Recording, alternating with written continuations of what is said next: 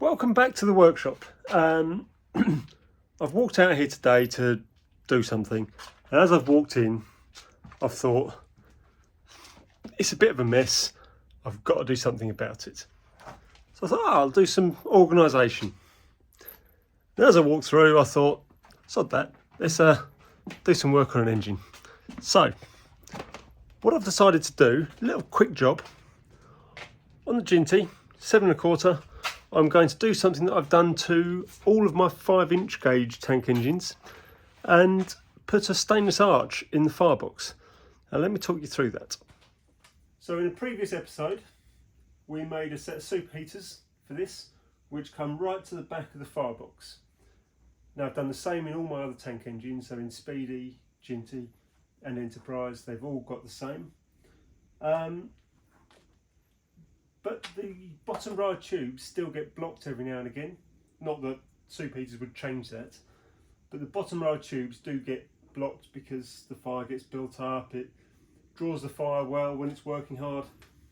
So what we're going to do is make a stainless steel arch in the Firebox to try and reduce that. So here we have the Firebox of the engine. Coal fire down the bottom. I plan to put the stainless arch up here and create a bracket around the superheater that leaves a bolt hanging down. Then the stainless arch goes across that bolt and one nut holds it all together. The reason for doing this, the coal down the bottom, the heat from that fire and all the draw on the fire from the tubes has to come up over the top of the arch and through the tubes. That means that the bigger lumps of coal that are heavy enough to be lifted that far and block a tube can no longer be lifted all the way up and around. So they end up not blocking the tubes. An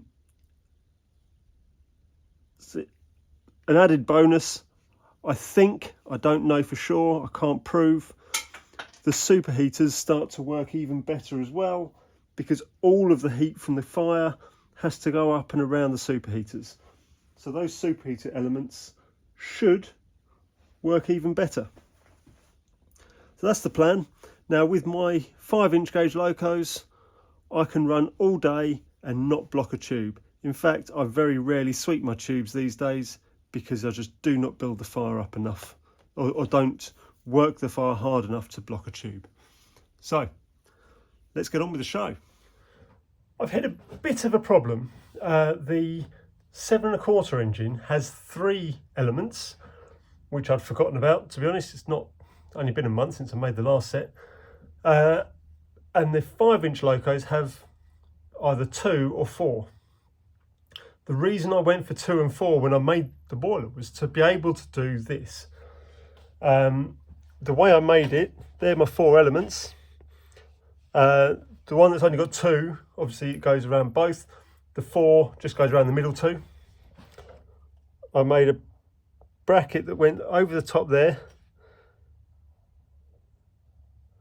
and underneath like that. There was a bolt welded in to the top, and then one nut there held it together. Then when the plate went in place, it was then just one nut underneath to hold it all together.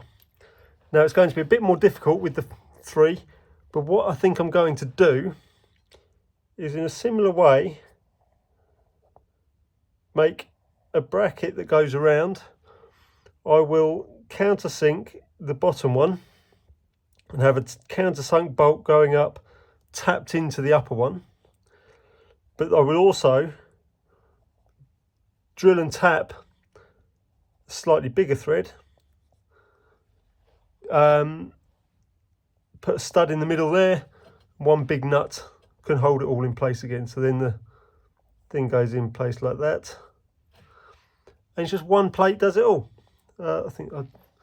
So the bracket will be offset with a stud hanging down in the middle, and then the rest becomes the same.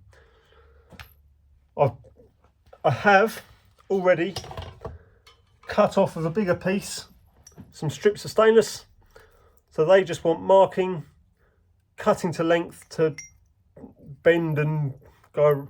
The reason I'm bending it is just to try and stop it, to only make it easier to tighten up in situ. So I'll get on with that. So with a little bit of drilling, a little bit of cutting, a little bit of bending, I've ended up with something that looks like that. Oh, it'll be that way up. So I think I need to open up that gap a little bit. So take a bit more off of this lower piece. But as you can see, that will then tighten up in situ, clamping onto the two superheater flues. I just need to clamp that up, mark where the flue is, and then I can take it out, drill it, tap it, weld in a stud, and job done. We will carry on in a moment. I'll just modify this. I'll show it to you up in the Firebox, and I'll find a pen to mark the position of the middle flue. So I'll be back in a moment. So there it is in position. Sorry, my torch is a bit bright. So I just need to mark the position of that flue or element. Then I can drill, tap, fit a stud, which I can then use to secure the arch. So I'll get that done, and I'll show you how I'm going to make a start on the arch too. I think we're on the home stretch, just that last plate to make. Now for this, I'm going to turn to a bit of CAD design to get that done. It's quite a basic package, but the first thing we will do is, I think I've almost set this anyway, but get up inside, pair of calipers, and just try and measure the width of the Firebox at the area where I want the top to be. So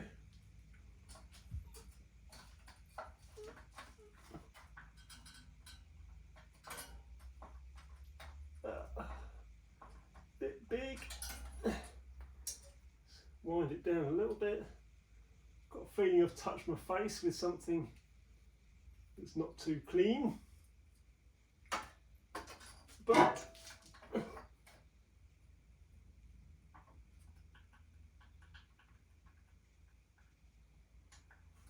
that gives me a little bit of slack. So onto the CAD package. Now I've got my CAD package from Amazon. Very basic CAD for a bit of cardboard aided design. I'm just going to transfer that width onto the card with a pen. I won't bore you with all of this, but what I will then do is find the centre point, scribe a line down, and then measure the width of the bottom and the length that I want the diagonal to be, and then I can work out where the bottom end wants to be, and I'll just roughly put a shape in. We'll cut it out from the card and then keep trimming it until it fits. So I'll be back with you in a moment when hopefully I'll have that ready to kind of transfer to a piece of stainless. So that's pretty much the shape I need. I might have gone slightly too narrow in a couple of places, trimmed off a bit too much to make it fit, but I've got an offcut of stainless, and excuse me, all I'm going to do is trace around, leave a little bit extra in the places where I think I've gone too narrow.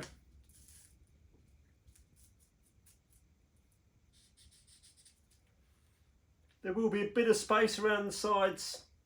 That doesn't matter too much. We're just after a general baffle. So yeah, I might tweak that and square it up a little bit where I've trimmed it and it's not quite square. But off to the angle grinder.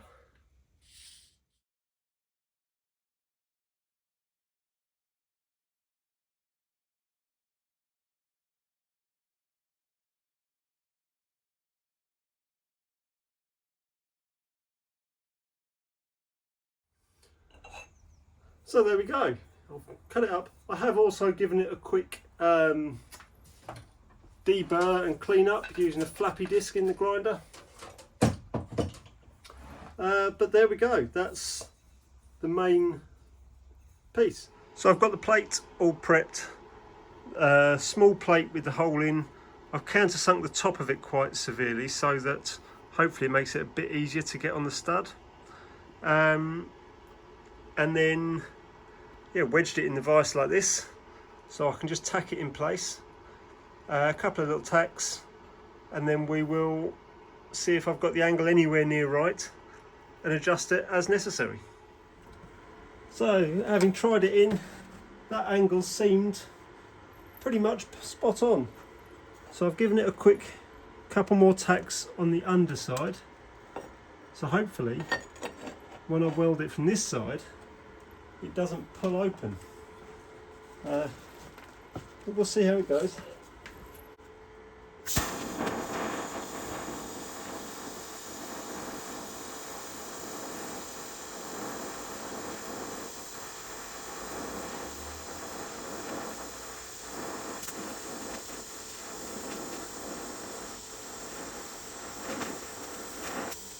Oops.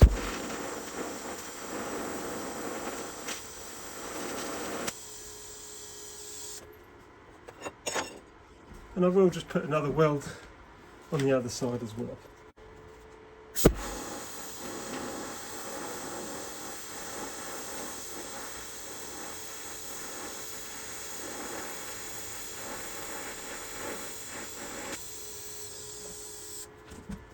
Lovely. So now it's done, all that's left is to fit it.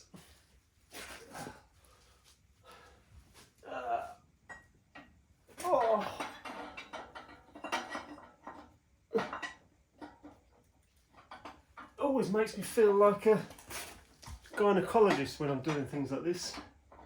In fact, what's this? Oh, it's a boy! Ah, right.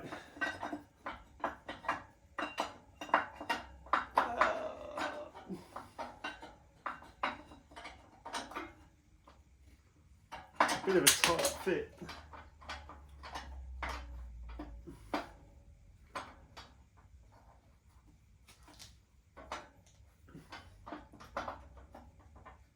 Right, I think we're in place. More or less.